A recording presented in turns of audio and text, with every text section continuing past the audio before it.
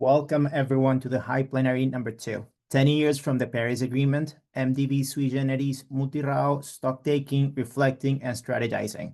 We're deeply grateful to recognize especially our EBRD and ADB colleagues who have supported the day since Paris, including the report and the blogs, and are also supporting the notes in the Philippines, India, and other countries across Asia and the Pacific watching today. We're especially delighted to welcome Advocate Veselina Haralampyeva, Head of the Sustainable Finance, Governance, and Regulation at the EBRD and co-laureate of the Climate Law and Governance Global Leadership Award, a dual qualified jurist with an LLM from Harvard Law and an honorary professor of practice at UCL. She leads major regulatory and policy initiatives to scale sustainable finance across the EBRD region and will moderate this plenary. Professor Haralampyeva, thank you. The floor is yours. Thank you very much, Christian, and good afternoon, good morning, everyone. It's a pleasure to be here today. Brazil's COP30 presidency has called for a global Mutirão, a concept rooted in community collaboration, where people come together to work on a shared task, where building and supporting one another. At the heart of this call, really lies the principle of cooperation for the common good. In the context of mobilizing finance and advising policy initiative for climate action, multilateral development banks and international financial institutions have created their own Mutirão, a unique, collective effort to accelerate the climate and just transition. This session will explore the central tenets of climate financing and the role of MDBs and IFIs, the role that they play both individually and collectively. It will be a reflective discussion around 3 key questions. What has been achieved so far? What have we learned from past experiences? And what more can we do better and together? So the objective is simple yet profound. It's really to reflect on the progress, to share lessons learned, and explore how we can deepen collaboration to accelerate the climate transition. It is a great pleasure to chair this distinguished panel featuring the General Counsels, the lead legal strategists and guardians of governance of 5 major financial institutions. Before I turn to our panelists, I would like to say how fortunate we are to have these outstanding legal scholars and leaders with us today. Their expertise is pivotal in shaping governance framework and enabling the complex transactions that drive climate finance forward. So let me first turn to Mr. Michael Strauss, who is the General Counsel of the European Bank for Reconstruction and Development. Mike is member of the Executive Committee and the Crisis Management Team of the bank. In his current role, Mike drives legal and policy strategies that mobilize private sector climate finance and integrate green and transition planning frameworks into large-scale investments, ensuring both compliance and innovation in climate action. Mr. Alberto Nino, who is the General Counsel of the Asian Infrastructure Investment Bank. Alberto advises AIB's Board of Governors, Board of Directors, and senior management on all legal matters. Since his appointment in early 2021, he has steered the legal frameworks underpinning AIB's commitment to align all new operations with the Paris Agreement and to target 50% of lending for climate-related investment by 2025. We have the pleasure of having Mr. Suli Amadous today with us, who is the General Counsel of the African Development Bank Group. Under his legal leadership, African Development Bank has rolled out its climate change and green growth strategy, which emphasizes low-carbon development, resilience, and mobilizing private and public investment across Asia. Just would like to check if Mr. Thomas Clark has managed to join us. I will proceed and I will introduce him as he's traveling, but once he joins, I will hand over to him. And I also would like to mention that, unfortunately, Mrs. Catherine Megan, who is the Chief Legal Governance Officer of the International Fund for Agricultural Development, is not with us today, but she has managed to send us a recorded video, which we will listen to later. At IFAD, Katie leads the legal and governance agenda and the organization, as the organization implements its climate, environment, and biodiversity strategy. With this, let me begin our conversation with Mr. Mike Strauss. Mike, we approach the 10th anniversary of the Paris Agreement.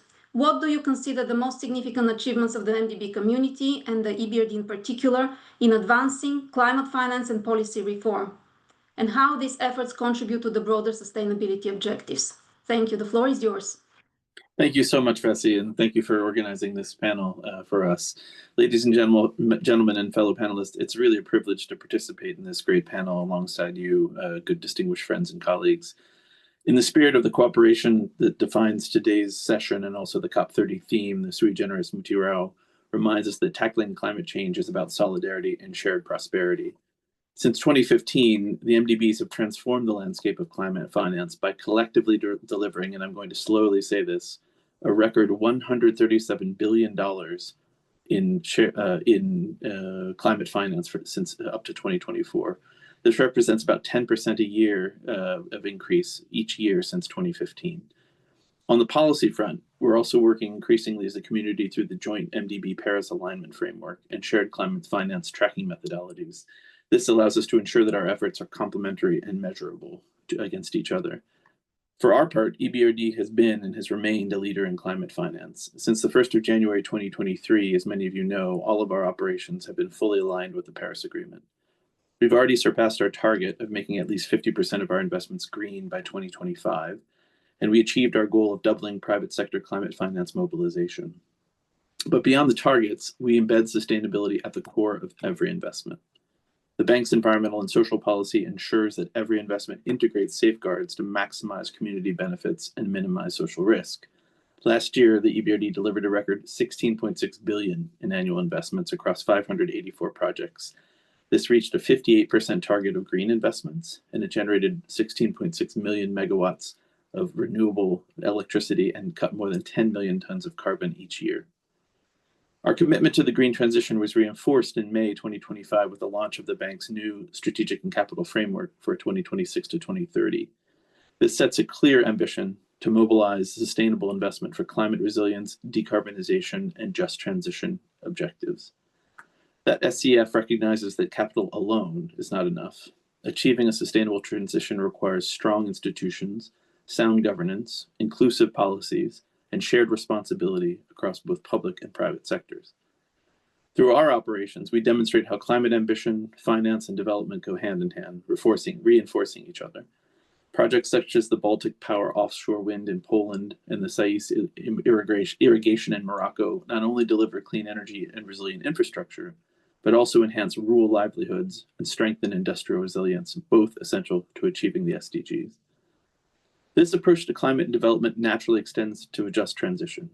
A just transition is a policy that calls for protection of livelihoods, promotion of workforce reskilling, and investment in inclusive infrastructure and local supply chains. So to give you an example, EBRD's initiative in Jordan improves access to justice for women entrepreneurs and enhances legal frameworks and empowers rural women.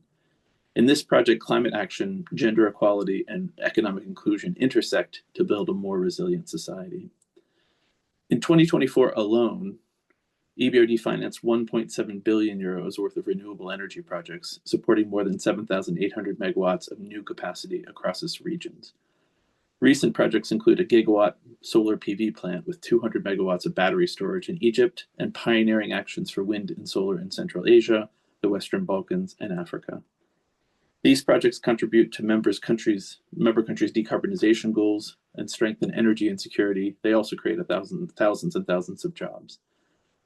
A lesson we've learned at the EBRD, in which we teach onward, is that emerging markets can proceed to new technologies without legacy lock-in, but they face capital constraints and higher exposure to physical risk. The EBRD tackles this through a combination of policy platforms, technical assistance, and finance. Our Just Energy Transition investment platform in North Macedonia and Turkey decarbonization platform, for example, help governments design credible pathways that attract private capital into new low-carbon development and embed equity. Beyond policy and legal reforms, we also help our clients navigate the transition by providing tailored advisory services, technical assistance, capacity building programs, and access to innovative financing solutions. Stronger climate governance and a better understanding of the financial implications of climate impacts can fundamentally transform business models. By building our clients' capacity to manage climate-related risk and seize green opportunities, we help unlock investment and enhance social resilience. A flagship initiative in this effort is the EBRD's Corporate Climate Governance Facility, which Vessi herself leads. This facility works with financial institutions and corporate clients on climate governance and transition planning, and it's delivered about 50 technical cooperation projects over the past 4 years. Covering all of EBRD banking sectors across all of our regions, it helps companies strengthen climate governance practices, including improving climate-related disclosures and design sustainability-linked financing frameworks. This creates pathways for EBRD and other MDBs and private investors to finance the big transition. So looking forward, COP30's Baku to Belém presidencies have advanced a roadmap that targets $1.3 trillion per year in climate finance by 2035, with adaptation placed firmly alongside mitigation. MDBs are central to the roadmap's delivery. This is a collective test of our ability to unlock private finance, to align legal frameworks, to ensure that climate ambition delivers tangible development dividends, jobs, health, equity, and resilience. Over back to you, Bessie.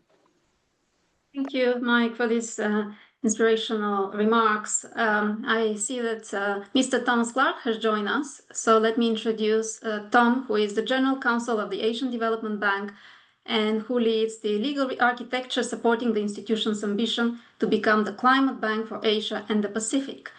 Tom, I would like you to tell us more about the ADB's regional experience, and in particular, how does your bank, how has it approached the climate development nexus in structuring finance instruments, risk-sharing mechanisms, and policy reforms? What lessons highlight the need to move beyond the finance-first model towards one that embeds social equity, resilience, and inclusive growth at the core of climate action? Over to you. Thank you. Well, thank you very, very much, Bessie. A very warm hello to all of the Climate Law and Governance Day delegates, to fellow general counsels there, and colleagues. I'm very sorry that I can't be spending the entirety of this session, but at least in some part, it's wonderful to be with you today. And the reason I can't be there for all of it is I'm actually joining from Macapá, the capital of the middle of the world, after 2 rather intense days in Belém participating in COP30 side events. I'd like to just extend first my sincere thanks to the organizers of this year's CLGD, and of course, particularly to you, my colleagues at EBRD, Mike, Vessi, and Chris, for convening our annual MDB General Counsel's plenary session, which is always such a meaningful dialogue. This is a really super opportunity to reflect on how MDBs can rise to the defining challenge of our time. And I think it is the challenge of particularly this time of how we can work together to deliver environmental climate action that is ambitious, inclusive, equitable, and transformative. Now, your question is a very good one, Bessie, and it really points to like, we have to be working together, but we have to be informed by our regional experiences. And you've asked how the bank approaches this nexus in structuring finance instruments. Now, at ADB, we view climate and development, environment and nature and development as inseparable. Asia and the Pacific face the dual reality of high environmental vulnerability and the need for rapid economic growth. And I think there is sometimes this false dichotomy or this sense of tension between development and protecting nature and protecting the environment. And certainly one thing I've been saying and one thing I've been hearing over the past few days here, I think we all know that is a false dichotomy. And that in fact, there can be no meaningful, sustainable, and sustained economic development without protecting nature and the environment, which actually empowers that development. And so at ADB, we see that need for economic growth and lifting people out of poverty as requiring an embrace of these nature-based solutions and innovative financing facilities to help mobilize private sector capital to assist in that environmental protection and sustainable use of the environment. So let me really talk about the 3 pillars which really anchor our approach. It's about scaling finance, managing risk, and enabling policy reform. Some of you may have heard of our ADB policy Law and Policy Reform Program that's operated out of our Office of the General Counsel. And that's the reason we have that, and we've been growing that incredibly, is because it responds to a real demand from our DMCs to ensure that they can improve the upstream policy environment. So let me take these in order. Scaling finance. In terms of scaling finance, we recognize that to accelerate investment, it's important to be innovative and to be looking at the demands that exist today. And so in that spirit, we've launched the Innovative Financing Facility for Climate in Asia and the Pacific, or IFCAP as it's known, which is a first of its kind MDB initiative using donor guarantees to unlock up to 5 times more environmental and nature-based finance. Now, the first IFCAP project was a sustainable aviation fuel facility in Pakistan. This was committed actually in December of 2024, almost a year ago.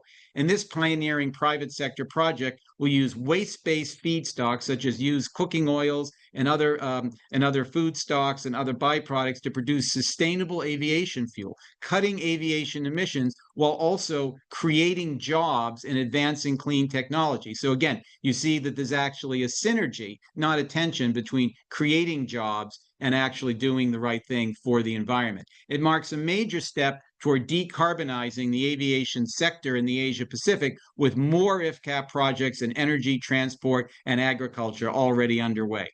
Now, alongside IFCAP, we also deploy blended finance, including green bonds and sustainability-linked loans to crowd in private capital. ADB approaches blended concessional finance as a way to bridge risk gaps and attract private capital. So, for example, the ADB's Pacific Wayfinder program applies a portfolio-based blended finance approach to climate-resilient infrastructure across our Pacific developing member countries, deploying now so far $165 million to support first loss guarantees and risk-sharing mechanisms. This program supports small island developing states, which are particularly vulnerable, to climate change and rising sea levels, with limited fiscal space, ensuring that they have the resilience against sea level rise and extreme weather while improving access to clean water and energy for historically marginalized populations. Another example is the Monsoon Wind Project in Laos and Vietnam. This is the region's first cross-border wind power project, which mobilized almost $700 million through a mix of ADB loans, syndicated B loans, and $60 million in concessional climate funds. And it's avoided 1.5 million tons of CO2 on an annual basis. Now, this project creates local employment, reduces reliance on fossil fuels, strengthens regional energy security, and here's the thing, advances inclusive growth, social equity, and affordable clean energy, and does it in a way which builds on regional economic cooperation, helping to build the ASEAN power grid and to make sure that we're building that economy of scale, that scalability that I talked about, which is going to require a lot of these cross-border investment projects. We also issue and invest in green bonds. For example, we raised 12.5 billion Indian rupees through one of the largest local currency bond offerings. This issue was structured as a 4-year currency-linked bond with a bullet repayment at maturity and a fixed interest rate of about 6.7%. The bonds denominated in Indian rupees but settled in US dollars, with return to investors indexed to the performance of the Indian currency. Such innovative bond structures like this, known as Manasya bonds in the Indian financial community, are helpful because proceeds will finance our private sector renewable energy and green products, but with some currency protections and advancing climate resilience and environmental sustainability. Needless to say, we're also bond investors. We've invested over $40 million in a bond issuance by the Georgia Global Utilities, JSC. It's a certified green bond, the largest ever issued from a Georgian private corporate equity. And this aims to enhance the water system in and around Tbilisi and neighboring municipalities, building resilience against climate change. So I hope these few examples kind of give an idea of how we're actually looking at innovative structures, innovative financing in order to help countries meet the requirements of resilience financing. Now, I would be remiss if I didn't say something about our host country, the Philippines. ADB also signed a sustainability-linked loan with the ASEAN Corporation to boost solar energy capacity in the Philippines and support the country's energy transition goals. And at the same time, a sustainability-linked loan from the Bank of the Philippine Islands was also signed by ASEAN, with ADB providing a partial credit guarantee covering up to 20% of the principal. And the guarantee, of course, allows BPI to leverage ADB's AAA credit rating, resulting in a larger facility for ASEAN and at a lower margin. So as you can see, these are ways that we realize, yes, our balance sheet is important, but we also have to leverage into the private sector capital, which is so critical. Now, Bessie, I hope it's okay if I go on just a little bit longer, only because I'm afraid that I might not be able to stay with you for the entire event. And let me just, I guess. I would Go ahead, appreciate, Tom, because you also mentioned, it's fascinating, all the examples that you give, very, very rich presentation. You mentioned at the very beginning the importance of collaboration and partnerships. And we started by talking about the Brazil's call for global Mutirão. Could you tell us more about how do you see the cooperation amongst the MDB community? What more they can do alongside the investment and capacity building and policy dialogue in order to advance the climate transition? Sure. Well, it's funny you say that we're here in Brazil, and definitely Mutirão is is the word of the week, so to speak, and it really is talking about coming together as a community and working in solidarity, amongst ourselves for the benefit of all of our clients. And I think what we're doing here is an example. First in the policy space, where I think, as you know, a number of our MDBs, certainly we with the World Bank, I think in some cases we with EBRD are working together on upstream policy reform work. In fact, one of the signature things that we're doing here this week, one of the reasons I'm here, is we've launched the Model Forest Act. Now, this is a really first of its kind, globally aspirational model law put together by a drafting committee of lawyers, Supreme Court justices from all over the world. It was launched at the UN Forest Forum in July of 2023. And over the last, 2.5 years, ADB, the World Bank, have been working together on this, bringing together our policy expertise, all with a view to helping countries that want to protect the forest, want to develop integrated carbon markets so that they can actually help mobilize that private sector finance for protecting the forest, protecting sustainable livelihoods that come from it, having a global trading regime for credits, which actually is going to work in breaking down some of the choke points in capital flows. So that's important. And then maybe the last thing I would just mention is, in terms of the spirit of cooperation, I think many of you know that we in the World Bank have launched a full mutual reliance framework agreement. Actually, that was announced at the beginning of this year, where we have a pipeline developed on that. I think it's something that there's a huge amount of interest for other institutions to do something similar with. This is a critical example of cooperation, because it recognizes that we need to streamline, we need to make it easier for our developing member countries who are constrained in their capacity. As we've heard, dealing with one MDB can sometimes be bureaucratic enough. Dealing with two or more when you're co-financing becomes almost an impossible burden for them. And so anything we can do to streamline the bureaucracy, cut through the paperwork, reduce the multiple and duplicative, due diligences, so it's really one-stop shop for them, that's where I think we're adding a lot of value. So we certainly see taking FMRF and things like that, forward, and finding other ways that we can make life easier for our clients, because in the end, it is all about them and helping make sure that the financing they need, both from us and what we mobilize from the private sector, can be done on an efficient basis. Let me stop there. I know we're time constrained, and again, my thanks to you, and apologies if I may need to shortly drop off. Thank you. Thank you so much for taking the time, Tom. Much appreciated, and your insights are much valuable as always. So we look forward to continuing this partnership and this discussion in the future. With this, let me turn over to Mr. Alberto Nino, and thank you, Alberto, for joining us. I know that you also have a very limited timing, so we appreciate really the efforts you're making to stay with us. We would like to hear more about the Asian Investment Infrastructure Bank, to tell us more about the real progress that you're making in integrating climate priorities. Because you're a relatively new bank, but you have now committed to 50% climate finance and also to support green infrastructure. So what do you see are the most important innovations and lessons learned in accordance to your legal department, and that would enable climate-aligned, nature-positive investment? Thank you. Thank you, Vesselina, and thank you very much, Marco and colleagues from EBRD, for inviting me. I've been listening to all of you. I always learn so much from Tom that, I don't mind if I don't need to come in, and so it's fine. Let me just mention a couple of things. Yes, we are the newest development bank, and let me provide perhaps two examples. One is that we really are focusing very much on nature as an infrastructure. Because our bank is very much focused on infrastructure, that's our mandate. Every project we are looking into opportunities in which we don't have to build the infrastructure, but take advantage of nature without really, causing any harmful impact on nature. That requires, from the legal point of view, a lot of work. We need to look into domestic legal frameworks, and we also need to look into international environmental law. It has been, a fantastic journey for the past 3 years. We're starting with water, we are moving to forest, and now we are looking into biodiversity, always looking into how nature can serve us and how we can protect nature, and at the same time, serve as infrastructure.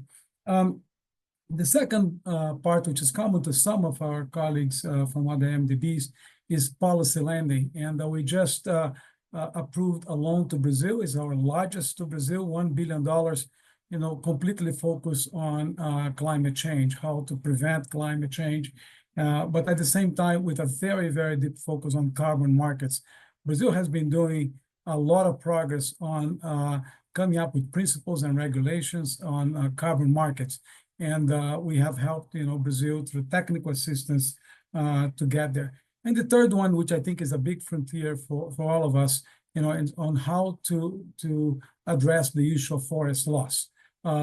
We know about, fossil fuel, we know what needs to be done, but the forest, especially in the tropical area, is so intimately linked, to social issues that is very complicated if you don't address also the social issues. So these are some of the things that we are doing. And in terms of collaboration, since I may not have the time, we heard, Tom's and the World Bank's, very interesting example of collaborating. In our case, because we are a smaller bank, a newer bank, we have just took a policy decision that once another partner has a policy that follows the same principles that we do, or they have a more established track record like all of you, we just follow yours. We don't need to make much of an elaborated approach, but you qualified as a lead co-financier, we pay for that service and you take the lead. So we participate by learning and by supporting on whatever we can. Thank you, Vesselina. Thank you, colleagues, again. Thank you very much, Alberto. Indeed, it's a very reasonable and efficient approach, which here has also been adopted by IDB and also EBRD and the World Bank on mutual reliance. So thank you so much for your intervention. I would like to invite Mr. Suli Amadou now and would like to hear more about what your legal department is doing in the African Development Bank. And in particular, what progress have you seen in building, enabling legal and policy frameworks that attract private investment in green projects? And if you can give us some examples of some financing structures at countries at different levels of development, just to highlight your amazing expertise in emerging markets. Suli, over to you. Thank you. Thank you so much. Let me say that in the last few years, we have seen meaningfully legal and policy progress across the continent, resulting in a stronger environment and for green investment. While until 10 years ago, most projects rely on isolated donor programs, today, a number of countries are enacting enabling laws and policies, frameworks covering, for instance, green financing taxonomies, clearer procurement for PPPs rules, standardized power purchase arrangements, and bond issuance rules which ensure more certainty, raise investors' confidence, and help in reducing transaction cost. More specifically, in terms of progress made, if we take some countries, I will list some as Kenya, Morocco, and South Africa, who have set up a renewable energy procurement system with the transparent tariffs and standard power purchase agreements. Côte d'Ivoire and Rwanda have introduced climate and environmental laws that are part of national development planning. Some central banks in several countries are developing disclosure rules and green finance taxonomies aimed at providing investors with a common understanding of the criteria for environmentally sustainable economic activities. At an international level, MDBs, including the African Development Bank Group, have developed a shared approach, as most of the colleagues have just mentioned, for tracking and reporting climate change and mitigation and adaptation finance, as well as verifying the true impact of green investment through a series of instruments, i.e. common principles for climate change finance tracking, common principles for tracking nature positive finance, common approach to measuring climate results, etc., etc. Again, at an international level, we will briefly recall a number of initiatives aimed at establishing global standards and in this domain, such as the 2024 IFRS Sustainability Disclosure Standards, aimed at standardizing companies' reporting on sustainability-related finance information. The second part of it is the green bond principles and the green loan principles, aimed at promoting green finance product as a core source of funding for clean energy and climate finance. The 2025 Climate Transition Bond Guidelines, and finally, the Climate Bond Standard and Certification Schemes. Notwithstanding the foregoing, we will observe ongoing challenges when you take consideration about the size of our member countries, most of them. So you have in the smaller economies, implementation is still weak, even where laws exist. Project developers face a need for several approaches, currency volatility, and unclear risk sharing. Generally speaking, investors require legislative and policy frameworks that are certain and stable, which is a clear indicator, particularly in the experience of African Development Bank, of the fact that the policy and finance must progress together. Let me stop here and then here, yeah, thank you. Thank you. So thank you so much for your presentation. I would now ask the organizers, before we come back to a second round of questions, to show the recording by Mrs. Katie Megan.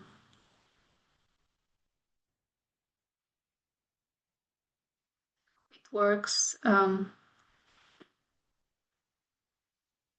Her address to the law and governance community is coming just now.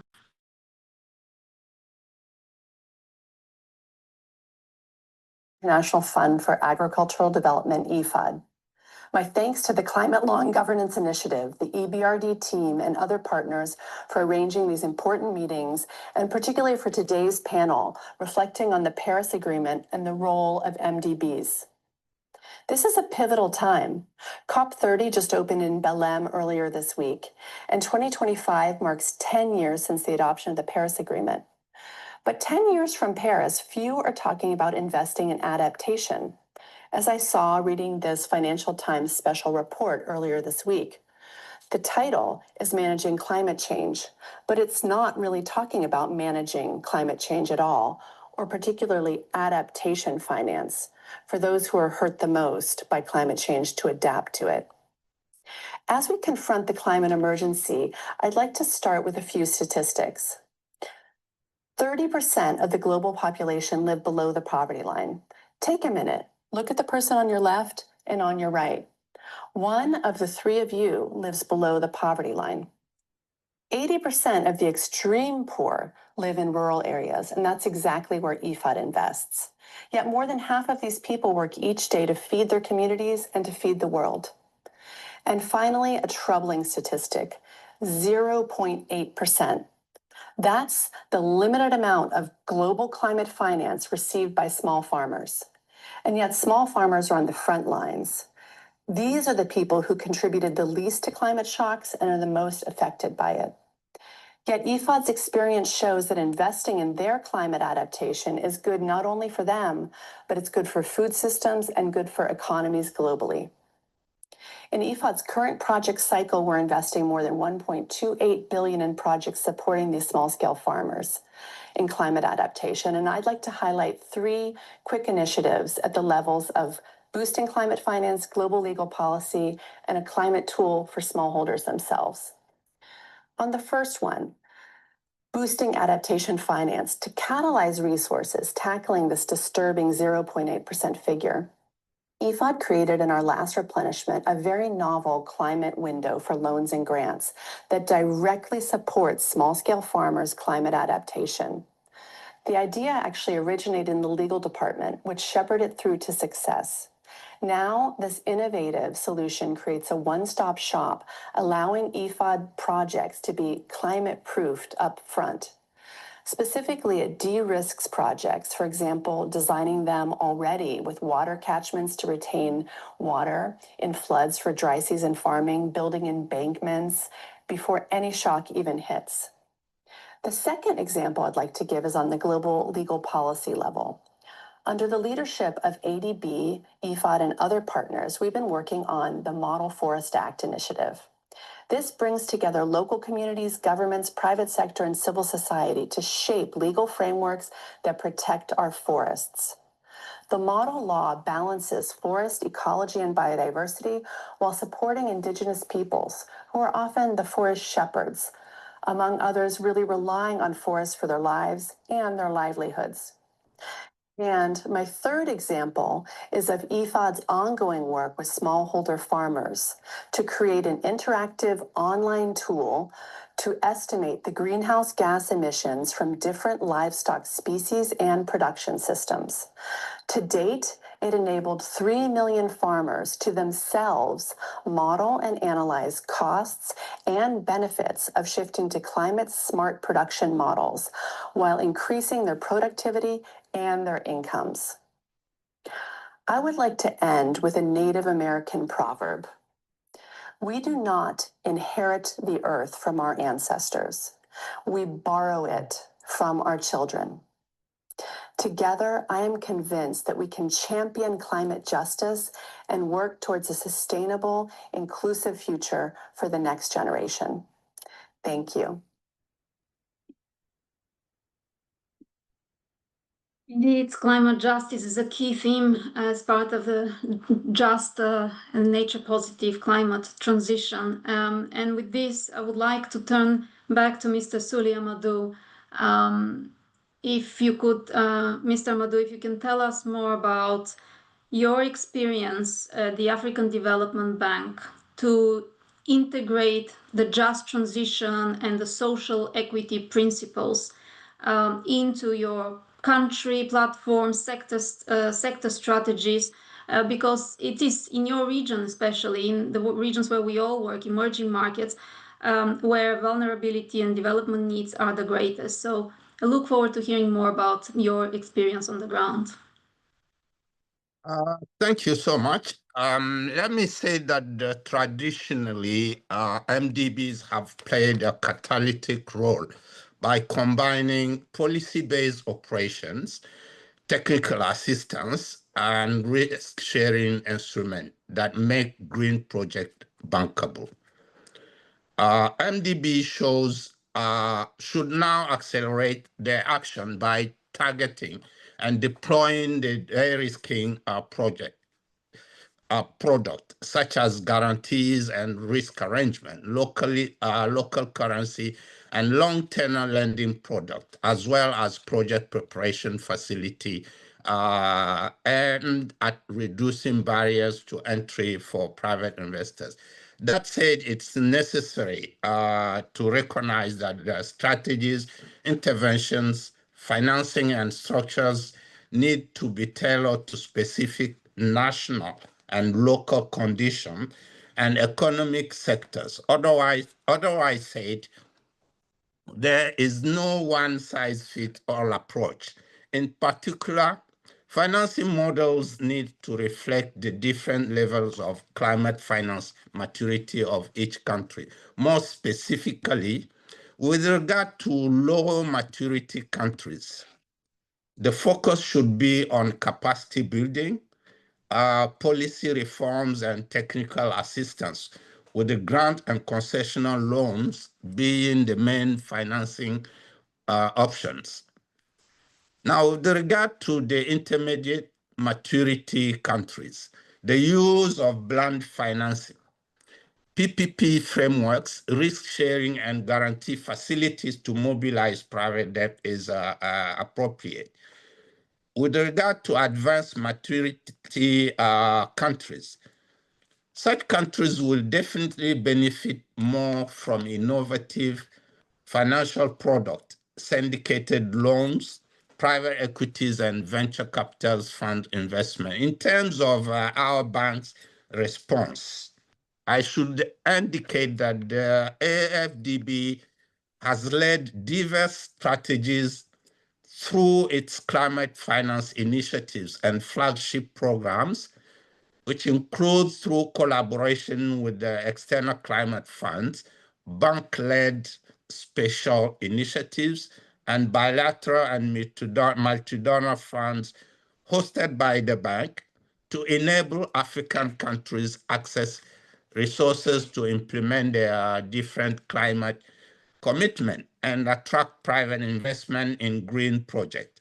Among these initiatives and programs, I will briefly mention the following.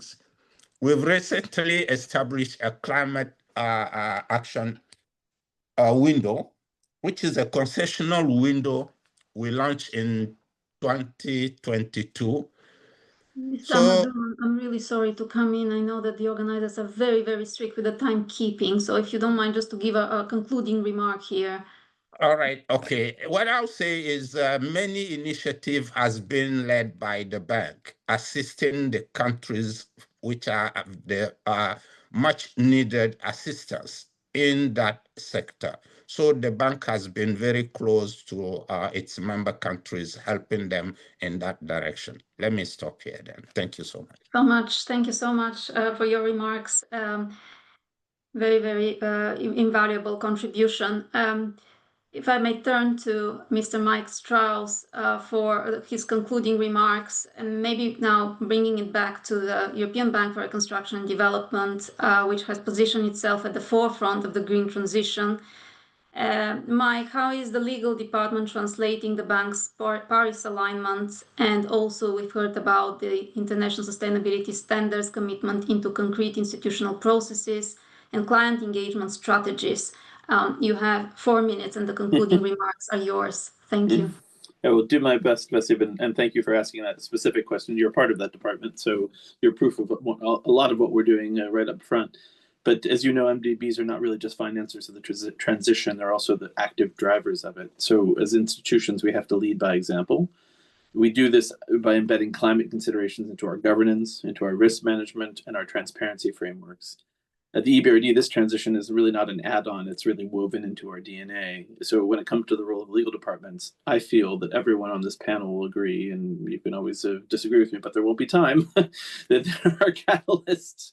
We are really, as lawyers, true catalysts for progress. Now you can't contradict me because we'll run out of time. To illustrate this, though, I want to say that there are three pillars of the team's contribution at EBRD to the Green Climate Agenda. First, operationally, in the OGC, Office of the General Counsel, we are the cornerstone for translating the bank's climate commitments into binding legal obligations in agreements with our clients. Our lawyers are experts at structuring and support initiatives and finance instruments, including those that leverage donor resources to ensure that green and other objectives are embedded across transactions. Second, the core role of the legal transition team, of which Vessi is a member, is driving legal reform and better governance. This includes drafting and advising on climate governance laws, aligning with international standards and sustainable finance regulations, supporting countries in adopting green taxonomies and ESG frameworks, and building legal capacity for a just transition. Through initiatives like board-level climate training, transition planning, and sector-level reforms, the team helps translate sustainability targets into actionable, incentive-based financing instruments. And then third, our legal function plays a critical role in supporting the bank's green transition by working with technical experts to shape the policies that will guide the sustainability agenda.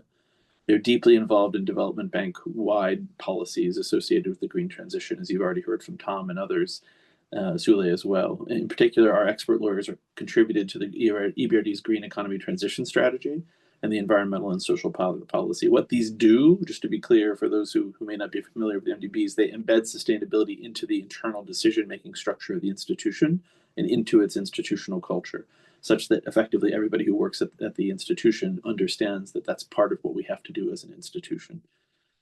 These are strategic documents that basically form the backbone of the bank's efforts to achieve its green commitments and to align with the Paris Agreement.